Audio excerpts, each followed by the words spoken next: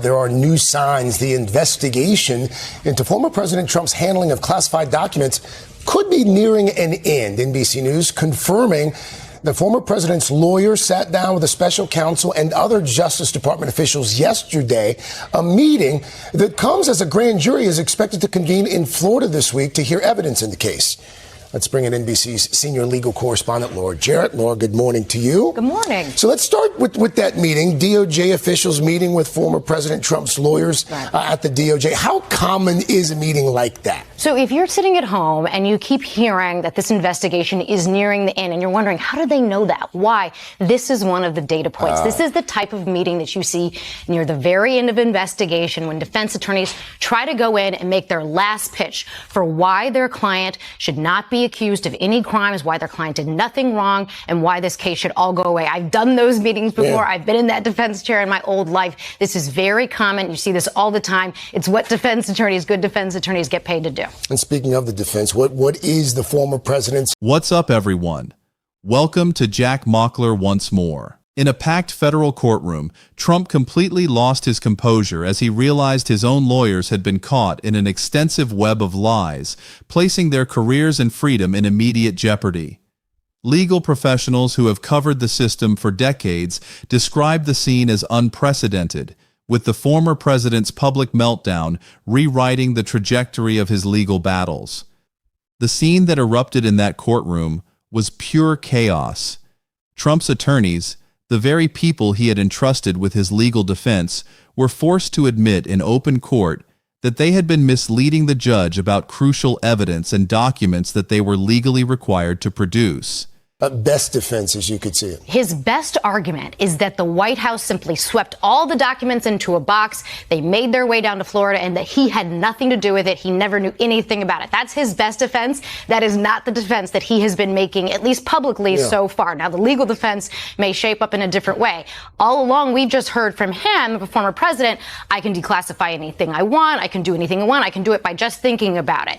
But that's undercut by the fact that, of course, the documents get down to Mar-a-Lago, they get down to Florida, he's asked repeatedly to return them, and he refuses to do so, even after he received a subpoena. They had to go get a search warrant to return the documents. And so if he had just said all along, sure, you can take the documents right back. I'm sorry, I didn't mean to do it. I think we might be in a different case. So we're talking about the classified documents case, but to be clear here, there are several other investigations involving the former president right now. Can you bring us up to speed quickly on those? There's a lot swirling, and they're all in very different positions. We've already seen the former president indicted in New York. That's a state case. It's a completely unrelated issue having to do with hush money payment. They had been hiding materials from the court, claiming privilege where none existed, and making statements under oath that they knew to be false. And when confronted with irrefutable evidence of their deception, they had no choice but to confess their misconduct right there in front of everyone. The judge presiding over this disaster was absolutely livid, and anyone who has ever seen a federal judge truly angry knows that it is a sight to behold. This was not the mild irritation that judges sometimes display when lawyers are being difficult. This was genuine, white-hot fury at what the judge described as straight-up dishonesty. Those were the actual words used, and they cut through the courtroom like a knife. And then came the moment that left everyone in the room stunned into silence. But we're going to begin with the breaking news overnight, the new information on what the FBI says it found at former President Trump's Mar-a-Lago home more than 18 months after he left office. It comes in a new court filing where the Justice Department included this photo of classified documents seized in a search, something we're seeing for the first time. It appears to show some of the nation's top secrets on the floor next to a box of framed magazine covers, including files clearly marked top secret and marked secret, color-coded as well. Investigators believe there were attempts to hide this material from officials who had earlier come in an effort to recover it. Robert Costa is outside the Justice Department for us. Bob, good morning. Good morning, Tony. The big takeaway here is that this is the most detailed picture yet of this investigation, revealing much more about what was taken from former President Trump's Florida home earlier this month. The filing also states that obstruction of the probe could be a problem for Trump's legal team. The judge ordered the immediate arrest of at least one lawyer who had been caught lying. a sanction so rare that legal analysts who have been practicing for decades said they had never witnessed anything like it in a case of this magnitude. The arrest order sent shockwaves through the legal community. Lawyers who were watching the proceedings from the gallery or following along remotely understood immediately that this was a line being crossed, a moment when the judicial system had simply had enough of the games and the delay tactics and the obstruction that had been plaguing Trump's cases for months. This was not about politics or about targeting Trump because of who he was. This was about basic respect for the judicial process and the rule of law. The Justice Department spelled out its position in a 36-page filing. The explosive legal document revealed for the first time ever photo evidence of the highly classified documents it seized from Trump's Florida home, which appear to show Trump was in possession of intelligence materials derived from human sources. The snapshot, marked as a redacted FBI photograph of documents and classified cover sheets, was recovered from a container from the so-called 45 office used by the former president at his sprawling waterfront property, which, while protected by Secret Service, is not considered a secure location for classified material. The filing was in response to the Trump legal team's request for an independent attorney or special master to be appointed to review the evidence that the FBI had already obtained about 2 weeks earlier. The Justice Department forcefully pushed back against that idea, framing it as unnecessary and legally unsound, writing, "The former president lacks standing to seek judicial relief or oversight as to presidential records because those records do not belong to him." When you lie to a federal judge, when you hide evidence that has been properly subpoenaed, when you engage in a systematic pattern of obstruction designed to prevent the court from getting the information it needs, you are attacking the very foundations of the justice system. And this judge had decided that enough was enough. Trump himself was seated at the defense table throughout this entire ordeal, and eyewitnesses described his reaction as nothing short of volcanic. The man who has made a career out of projecting an image of unshakable confidence was visibly furious, his face reddening, his hands gesturing wildly as he shouted at his lawyers and demanded answers. Reporters who were present documented every moment of the courthouse chaos, capturing images and video that will be replayed countless times in news coverage for weeks and months to come. The footage shows Trump in a state that his advisors would almost certainly have preferred to keep hidden from the public. He was not the controlled, calculating figure that he usually tries to project in public appearances.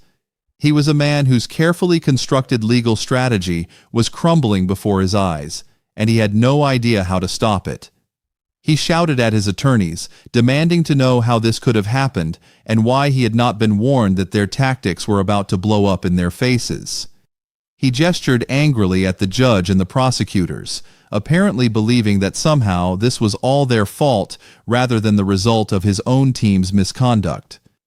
The loss of composure was complete and total, and it was captured for all the world to see. The specific timeline of events that led to this courtroom disaster is critical to understanding just how bad the situation really is. Over the course of several days, Trump's legal team had been forced to confront evidence that they had been systematically hiding documents and misleading the court about what evidence existed. The Department of Justice had conducted its own forensic analysis of Trump's document systems and communications, and what they found was devastating. Metadata from computer systems showed when files had been created, when they had been accessed, and crucially, when they had been hidden or deleted. Email records showed communications between Trump's lawyers discussing how to avoid producing certain documents and how to mislead the court about what evidence existed. Former employees of the Trump Organization had also come forward to testify about hidden documents and deleted communications that Trump's lawyers had claimed did not exist. The evidence was overwhelming, and when prosecutors presented it to the court, Trump's attorneys realized they had been caught in a lie that they could not talk their way out of. Their response was not to continue denying everything, which would have been the normal approach for lawyers who were trying to protect themselves and their client. Instead, they did something that almost never happens in federal court. They admitted to their misconduct in open court. They admitted to misleading the judge about documents and communications. They admitted to hiding evidence that they were legally required to produce. They admitted to orchestrating delay tactics designed to prevent the court from getting information it needed. These were not qualified admissions or attempts to minimize what had happened. They were straightforward confessions to serious misconduct that carries both professional and criminal consequences. The lawyers who made these admissions now face potential perjury charges, contempt charges, and obstruction of justice charges. They face disbarment and the loss of their legal careers. They face the possibility of significant prison time. And all of this happened because they chose to engage in misconduct rather than representing their client within the bounds of the law. The judge's decision to order immediate arrest was based on the severity of the misconduct and the harm it had caused to the judicial process. When lawyers lie to a court and hide evidence, they are not just harming their own client. They are undermining the entire system of justice. They are making it impossible for judges to make fair and informed decisions. They are wasting the time and resources of the court and the opposing parties. And they are creating a situation where the truth cannot be determined because relevant evidence has been concealed. The judge had been patient for months, giving Trump's lawyers multiple chances to correct their submissions and comply with their legal obligations. But the problems kept getting worse instead of better. And when the judge finally saw the full extent of the deception, there was no choice but to impose the most serious sanctions available. The judge also issued a warning that sent chills down the spines of everyone in the courtroom. Trump himself could be held criminally liable if the evidence showed that he had ordered or directed his lawyers to engage in this misconduct. This warning from the bench was perhaps the most significant moment of the entire proceedings. Federal judges do not make statements like that casually.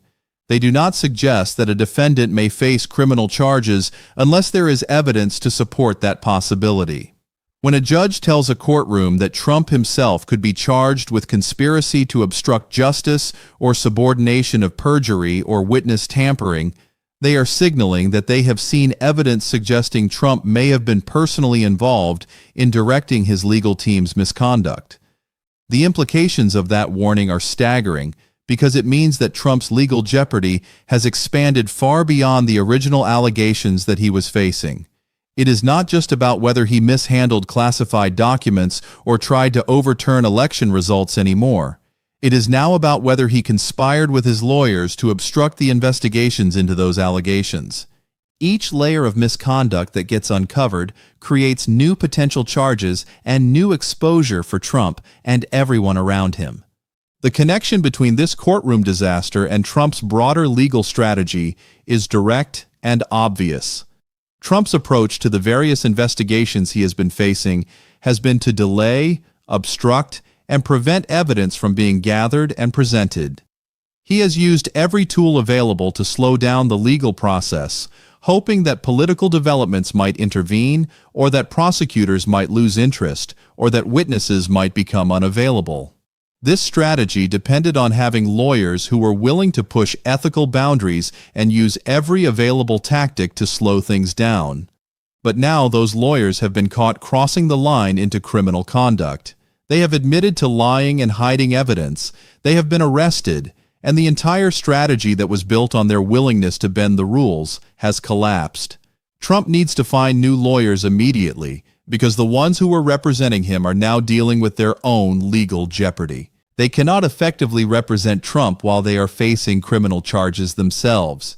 They may need to cooperate with prosecutors against Trump in order to reduce their own sentences. They may need to withdraw from representing him to avoid conflicts of interest. Either way, Trump is losing his legal team at the worst possible moment.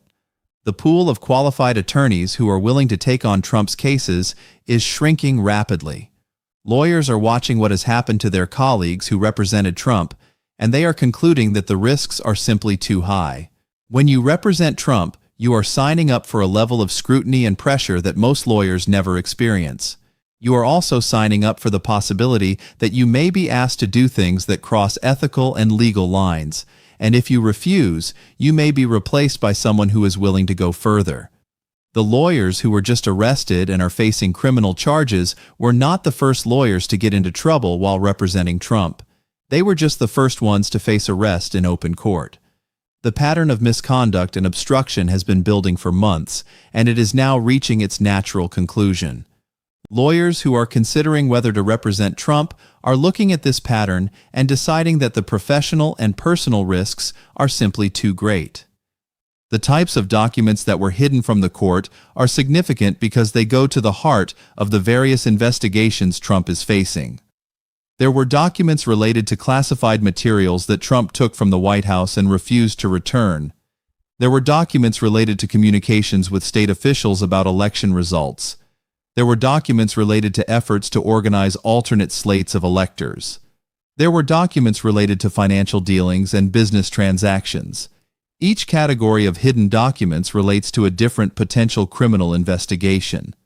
The fact that Trump's team was hiding all of them suggests a coordinated effort to obstruct multiple investigations simultaneously. This was not a case of one lawyer making a mistake or misunderstanding a legal obligation. This was a systematic effort to conceal evidence from the court, and it involved multiple people over an extended period of time. The evidence that exposed this misconduct came from a variety of sources. The Department of Justice conducted forensic analysis of Trump's document systems and communications, uncovering metadata that showed when files had been created, accessed, and hidden. Email records showed communications between lawyers discussing how to avoid producing certain documents. Former employees of the Trump Organization testified about hidden documents and deleted communications. All of this evidence painted a picture of systematic obstruction rather than innocent mistakes.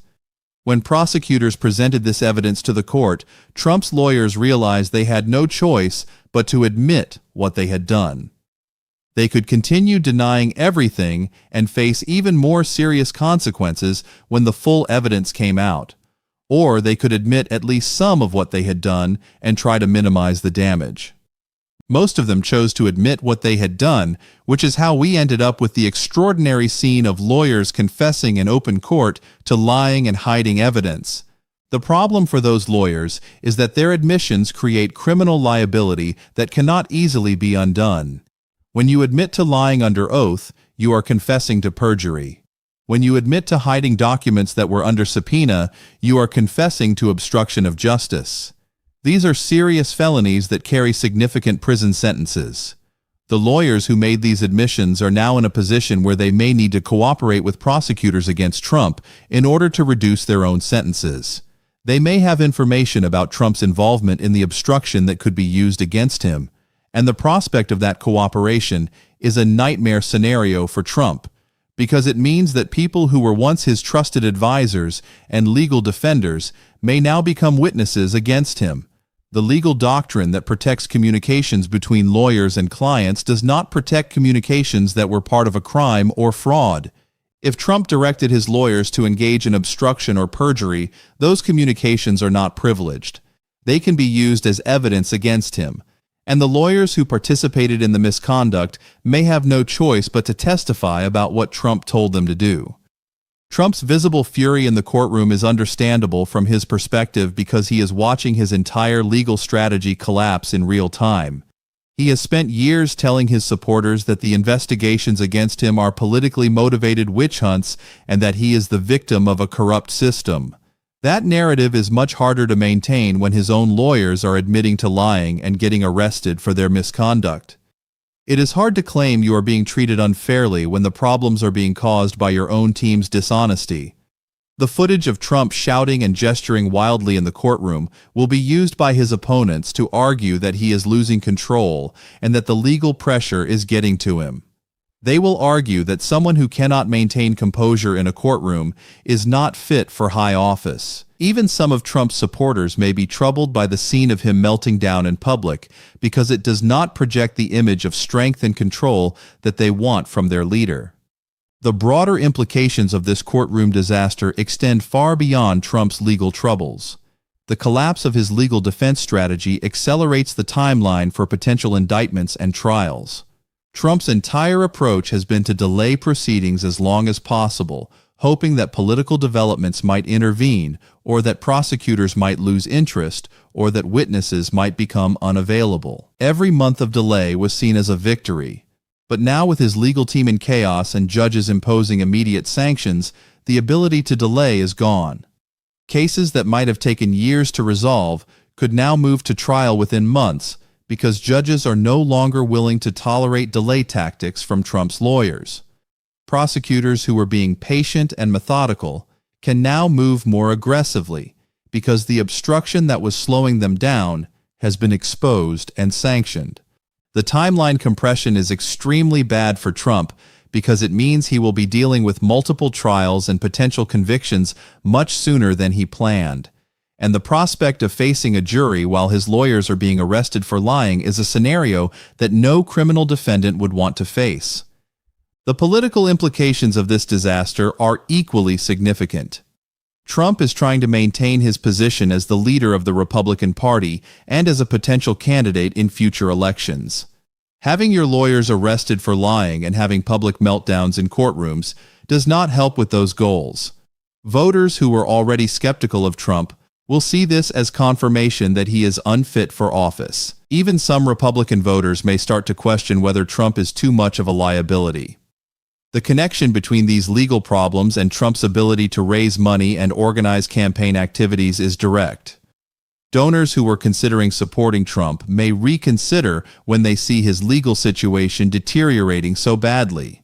Campaign staff who were planning to work for him may look for other opportunities. The chaos surrounding Trump makes it much harder for him to build an effective political operation for future campaigns. The media coverage of this courtroom disaster is going to be extensive and sustained because there is video evidence and multiple witnesses and dramatic testimony. This is not a story that will disappear quickly. This is a story that will be analyzed and discussed for weeks as new details emerge and as the legal consequences play out. Every news cycle that focuses on Trump's legal problems is a news cycle where he cannot focus on his political message and his policy agenda. The unraveling of Trump's legal defense creates opportunities for his political opponents to go on offense. Democrats will use the images of Trump's courtroom meltdown and his lawyers being arrested in campaign advertisements. They will argue that Trump is a criminal who tried to obstruct justice and whose own lawyers admitted to lying for him. Republicans who oppose Trump will use this as evidence that the party needs to move on from Trump and find new leadership that is not buried under legal problems. The internal chaos within Trump's operation is reportedly worse than what the public can see. Staff and advisors are said to be in panic mode trying to figure out what to do next. Nobody wants to be associated with a sinking ship, and everyone is starting to think about how to protect themselves if Trump goes down. Loyalty to Trump has limits when people see that even his lawyers are getting arrested and facing prison time for trying to protect him. The Department of Justice and congressional investigations are expanding in response to these revelations about lawyer misconduct. Congress is demanding testimony from Trump's current and former attorneys about what they knew and what they were directed to do. The DOJ is opening new criminal investigations into whether Trump and his lawyers conspired to obstruct justice. State prosecutors in multiple jurisdictions are looking at whether similar obstruction occurred in their cases. The legal problems are multiplying faster than Trump's team can respond to them. The pattern that emerges from all of this is clear.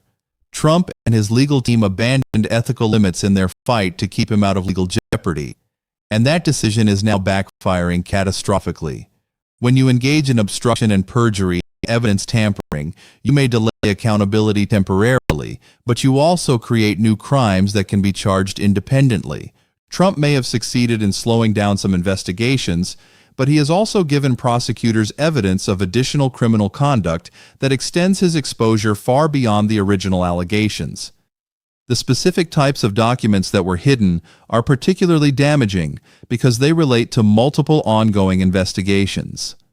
The classified documents case involves materials that Trump took from the White House and refused to return despite multiple requests and subpoenas.